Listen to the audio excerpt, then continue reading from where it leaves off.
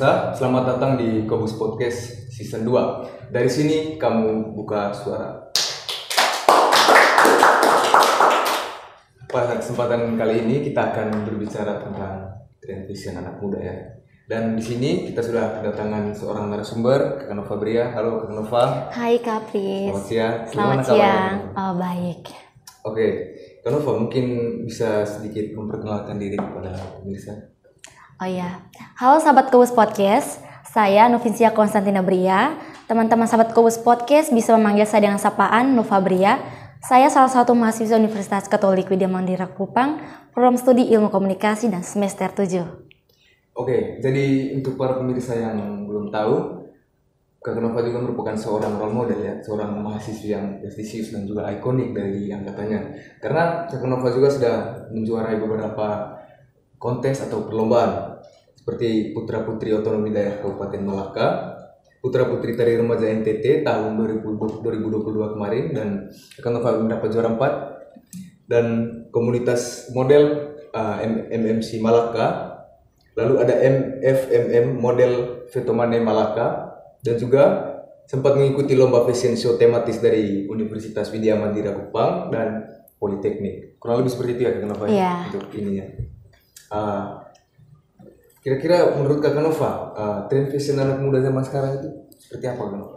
Oh ya, kalau kita lihat tren fashion anak muda di zaman sekarang, kalau menurut saya itu tren fashion juga berkembang sangat pesat dengan berkembangnya zaman. Nah, tetapi dan juga dapat dilihat para generasi Z juga mengikuti zaman yang ada dan juga tren fashion yang ada. Dan itu semua ada sisi positif dan sisi negatifnya. Mungkin dilihat dari sisi negatifnya itu mungkin menguras dompet karena teracun oleh tren-tren yang ada, jadi kita berkeinginan untuk belanja terus. Dan sisi positifnya itu yang kita lihat itu kita bisa mengekspresikan diri kita dengan gaya dan juga bisa menambah rasa percaya diri kita. Ya, menurut saya seperti itu. Oke, kalau memang demikian, kira-kira Kak Nova mungkin bisa mendeskripsikan fashion Kak Nova atau ya ini bagaimana tampilan Kak Nova itu hanya dalam tiga mungkin. Oh ya, kalau mendeskripsikan gaya saya dalam 3 kata yaitu cocok, nyaman, dan sederhana. Oke, cocok, nyaman, dan sederhana. Kira-kira bagaimana cocok, nyaman, dan sederhana? Karena kalau saya untuk memilih fashion, saya harus melihat dulu ini cocok dengan kulit saya atau tidak, dan cocok dengan badan saya tidak ketika memakai fashion ini. Dan juga kalau nyamannya itu karena saya memilih sesuatu itu bukan hanya dari gayanya, tetapi saya sendiri juga harus nyaman. Ya. Dan juga kalau sederhananya itu saya harus memakai sesuatu dengan sederhana, karena kita memakai fashion tidak harus karena bagus, karena mahal, tetapi juga dengan sederhana. Kalau memang cocok di badan kita atau cocok dengan kita, itu akan terlihat elegan. Ya, maksudnya seperti itu. Lalu yang berikutnya ini kalau sebenarnya saya agak kaget juga, agak surprise juga dengan tampilan Kak Nova. Ya, dan memang tampilan seorang model memang sudah seharusnya seperti itu ya Kak Nova. Tidak juga sih. Kira-kira bagian mana itu dari fashion atau tampilan seseorang yang dapat merubah penampilan begitu? Ya, kalau untuk merubah penampilan, kalau dari saya sendiri itu bukan hanya soal berpakaian, tetapi itu juga dari attitude kita atau sikap kita. Karena mungkin kalau saya sendiri dari cara jalan kita di banyak orang, dari cara duduk. Dan kalau menurut saya itu, kalau untuk fashion itu hanya sebagai pelengkap saja, pelengkap perubahan fisik. Iya, iya. Dan semua itu tergantung pada sikap kita. Ya, menurut saya seperti itu. Oke, kira-kira menurut ini Kak Nova, kira-kira ada aksesoris yang ini ya menjadi ikonik begitu, yang menjadi favorit dari Kak Nova itu sendiri? Oh ya, kalau untuk aksesoris yang favorit yang saya, yaitu saya lebih suka itu jam tangan dan tas. Jam tangan dan tas. Iya. Ya, kira-kira kenapa jam tangan? Ada apa dengan jam tangan? Iya, karena kalau tidak memakai jam tangan itu saya merasa kosong dalam fashion saya. Iya. Dan juga kalau tas, kalau di banyak orang kalau saya tidak membawa tas itu saya sangat ganjil. Kalau saya tidak membawa tas itu saya harus gandeng orang. Iya. Dan kalau saya sendiri, karena saya bisa mengalih perhatian saya itu di tas, dan bisa memakai tas, dan juga bisa mungkin kalau memang dulu tidak buat apa-apa itu saya bisa menggunakan tas sebagai pengalihan. Ya, kalau saya seperti itu. Berbicara tentang ini ya, tentang desain ataupun fashion yang sekarang gitu. Mereka kan turut terlibat juga dalam sebagai seorang model gitu kan. Mungkin ada begitu inspirasi atau seseorang gitu atau apapun itu yang bisa membuat Kakak Nova berpikir bahwa saya bisa bergelut di dunia fashion gitu dengan kemampuan saya atau dengan skill saya? Oh iya, kalau itu saya terinspirasinya juga dari Prilly Latuconsina, Maudi, dan juga kalau untuk fashion juga Natasha Wilona, iya, dan juga Ratu Alia, itu TikTokers. Kira-kira mungkin Kakak Nova sendiri sudah pernah ciptakan brand gitu, brand atau apapun itu yang punya nilai begitulah, punya nilai fashion di dalam nilai estetika ataupun keindahan. Oh iya, kalau untuk itu saya sendiri, kalau untuk brand saya sendiri itu belum sih. Tapi saya sudah pernah membuat aksesoris itu dari tangan saya dan dari benda yang ada. Iya. Dan itu tuh seperti pengalaman saya, dan itu sudah dari SMA. Karena SMA itu saya sebagai mayoret atau marching band, dan pada saat mau tampil di ETMC, yang ETMC tahun lalu kan di Kabupaten Malaka. Nah, iya, dan itu masih SMA 2020, dan itu saya memilih untuk membuat topi, dan karena saya pikir karena dari saya merasa kosong sekali karena hanya berpakaian seperti ini, dan saya ingin menambahkan aksesoris di kepala saya karena saya merasa kepala saya kosong dan merasa kurang lengkap kalau tidak pakai sesuatu di kepala. Dan akhirnya saya berpikir saya membuat topi, dan topi yang saya buat itu dari gardus, dari dos, dan saya buat topi kecil. Setelah itu saya mengambil kain karena pada saat itu baju saya berwarna merah, dan itu saya mengambil baju warna pink dan juga menyiapkan tali sepatu. Setelah itu setelah saya lem menjadi topi, dan saya masih merasa kurang di topi yang saya buat itu, dan akhirnya saya memikir untuk taruh manik-manik, tetapi pada saat itu manik-manik tidak ada. Akhirnya saya memilih untuk memakai bulu ayam. Bulu ayam? Iya, dan itu bulu ayamnya itu sempat karena setelah saya mendapat pikiran itu karena sudah sore, dan lagi saya berpikir, aduh, ini ayamnya itu mau dapatnya di mana, sedangkan pada saat sore itu ayam-ayam kan sudah pada di tempat mungkin di atas pohon. Saya mengajak adik-adik saya di sekitaran situ, akhirnya kami tangkap ayam. Nah, dan beberapa ayam tetangga itu kami tangkapnya itu random loh. Itu lucu. Dan sempat kami tangkap, itu bukan dapat yang besar-besar karena takutnya itu dengan anak kecil, jadi kami mendapatkannya itu ayam-ayamnya kecil, dan kami mendapatkan setelah kami dapat satu ayam, kami cabut bulunya dan kami tampung. Nah, itu kami mendapatkannya itu sebanyak satu baskom, bayangkan satu baskom. Tetapi satu baskom itu tidak terpakai karena saya rasa masih kurang cocok. Dan akhirnya saya berpikir, aduh, ini mau dapat ayamnya dari mana? Sedangkan yang di tetangga, kalau ayam yang besar itu dapatnya itu susah karena itu harus dikejar, dan itu tidak bisa dengan anak kecil. Dan akhirnya saya berpikir teman-teman, dan ada sepinya teman ini bilang di taji ayam. Dan akhirnya itu kami langsung gas ke taji ayam. Nah, itu persat ayam itu yang kecil-kecil dan juga masih gagal lagi. Dan itu saya belum menyerah sampai situ, dan akhirnya juga saya ajak lagi adik saya untuk kami cari di teman saya. Dan sampai di sana kami mengambil dan ayam itu tidak sembarang orang cabut ekornya itu. Karena katanya ayam bagus lah kalau ekornya itu melengkung seperti itu. Dan akhirnya teman saya itu rela kasih bulu ayamnya itu. Kami saya mendapatkan 6 bulan dari dan saya memodif, dan itu ternyata bagus. Dan bukannya di situ saja, saya juga membuat tas juga. Tas itu saya pakai kain adat yang sudah tidak terpakai, yang potongan itu saya taruhnya itu di tas, dan juga atau dari baju biar karena saya itu sukanya itu pakai sesuatu itu sama kayak tasnya warna ini, harus bajunya warna ini, atau memang kalau memang saya pakai kainnya ini, tasnya juga harus begitu dengan sepatu. Nah, harus matching.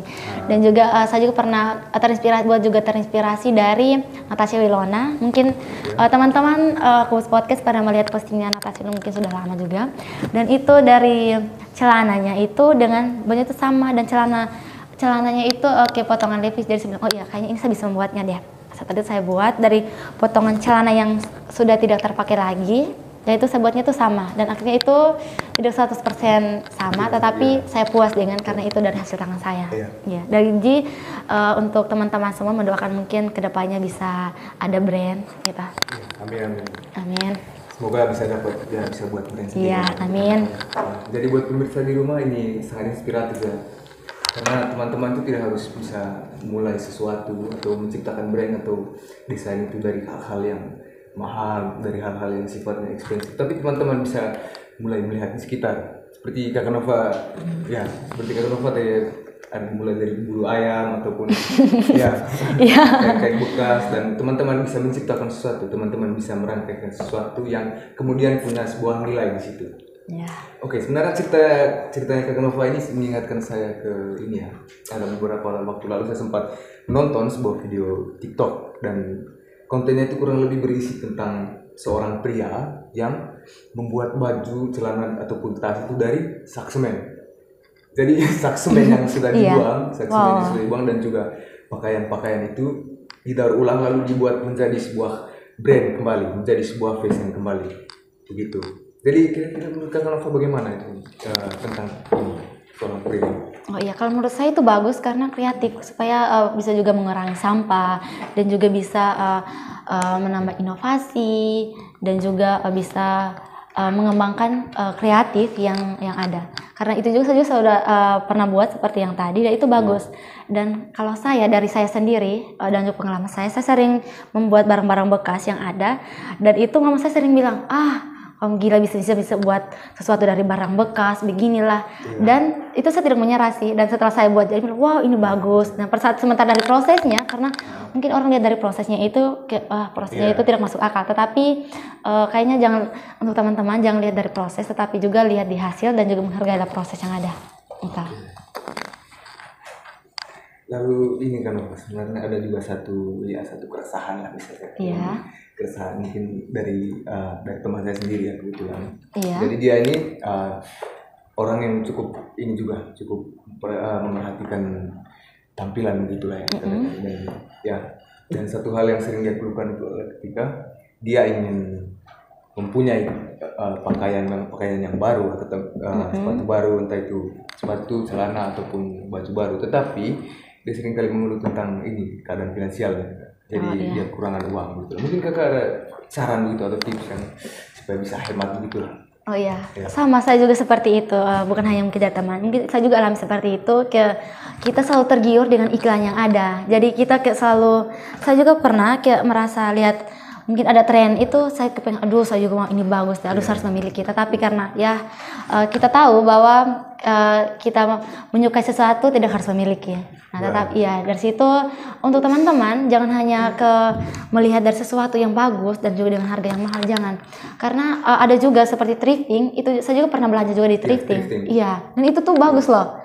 Dan itu modelnya itu tidak pasaran. Ya, jadi saya pernah di situ. Jadi kalau jangan terlalu terpaku kemakan gengsi begitu. Ini kalau saya pakai thrifting nanti orang bilang, wah kok pakai baju murahan, baju ini. Kayaknya teman-teman jangan terlalu termakan tren fashion, dan walaupun jangan juga memaksa untuk keadaan yang ada. Harus ada nih, masa teman saya yang itu sudah memakai ini tapi saya belum. Jangan. Bergayalah dari versi dirimu sendiri. Jangan karena melihat tren-tren atau teman-teman yang memakai ini kita harus jadi ikut-ikutan. Untuk saran saya, karena tidak harus di mall teman-teman, tidak harus shopping di online. Di thrifting juga ada barang yang bagus. Thrifting juga bisa jadi opsi. Iya. Dan ini juga Kakak, ada satu fenomena juga ya di media sosial, dan saya sering lihat bahwa ada beberapa orang juga yang sering berbusana menggunakan ini tampilan-tampilan atau ya merek-merek yang cadul begitulah. Seperti menggunakan kemeja lalu di setelin terus celana oversize gitu. Itu semacam apa ya? Menjadi sebuah tren untuk anak muda sekarang. Kira-kira menurut Kakak bagaimana tuh untuk mereka membawa kembali sebuah kayak tampilan-tampilan atau tren kayak gitu mereka bawa lagi sekarang? Oh ya, tren zaman dulu yang di comeback lagi. Oh iya. Kalau menurut saya itu juga bagus karena dapat kita lihat ya seperti bandel top dan juga seperti ini, dan sekarang juga ada tren celana trompet. Nah, itu kan celana di zaman dulu kan, dan itu juga di tren di zaman sekarang. Iya, dan juga dress bunga yang seperti di kerajaan di zaman dulu. Iya, dan juga sekarang di tren ya seperti yang sudah saya lihat itu sudah dipakai di zaman sekarang itu. Sudah dipakai itu di gereja, pantai, dan juga ke acara-acara, dan itu menurut saya itu bagus supaya kita juga bisa mengingat kembali orang tua kita atau nenek moyang kita di masa lalu. Bisa seperti itu. Berarti ini kesimpulannya kan Nova ya? Iya. Sebenarnya tren yang comeback begitulah. Iya. Dikatakan tren-tren yang membawa kembali setelan-setelan dulu itu sebenarnya lebih ke bagaimana ya? Bukan bersaing, tetapi mereka justru terselip begitulah di antara tren-tren fashion yang ada sekarang. Supaya jangan kita juga jangan terpaku juga kepada mungkin tren-tren barat. Oke, kenapa ini jadi pertanyaan yang terakhir ya? Kira-kira bagaimana dalam pemilihan pakaian Kak Nova itu lebih memprioritaskan kenyamanan atau ini gaya? Teman-teman, kalau untuk saya sendiri memilih kenyamanan dan gaya, saya juga memilih dua-dua dan juga, tapi saya tidak harus memilih gaya, saya juga harus memilih nyaman dulu. Karena kalau saya sendiri untuk memilih fashion, saya harus nyaman dulu. Ya, karena kalau ketika saya nyaman, itu berarti saya akan bisa bergaya dan juga saya akan percaya diri. Karena sesuai dengan pengalaman saya ya, seperti di kampus, kalau saya rasa fashion saya itu saya mengutamakan gaya tetapi kenyamanan, nanti saya tidak akan fokus dalam acara atau sesuatu yang saya ikut. Nah, seperti pengalaman satu lagi, saya pernah ikut lomba seperti kemarin Putri Tari. Nah, Putri Tari di pengalaman saya di Putri Tari itu pertama itu karena pada saat malam dinner kan itu bersama putra-putri. Nah, itu saya memakai baju ini dan baju itu menurut saya bagus. Nah, tapi setelah saya pakai itu mungkin karena tidak cocok di saya, mungkin saya tidak merasa nyaman. Tetapi karena menurut saya bajunya itu bagus, jadi saya memaksa untuk pakai baju itu. Nah, jadi saya maksa diri untuk pakai baju itu dan setelah saya jalan di banyak orang, saya tidak percaya diri.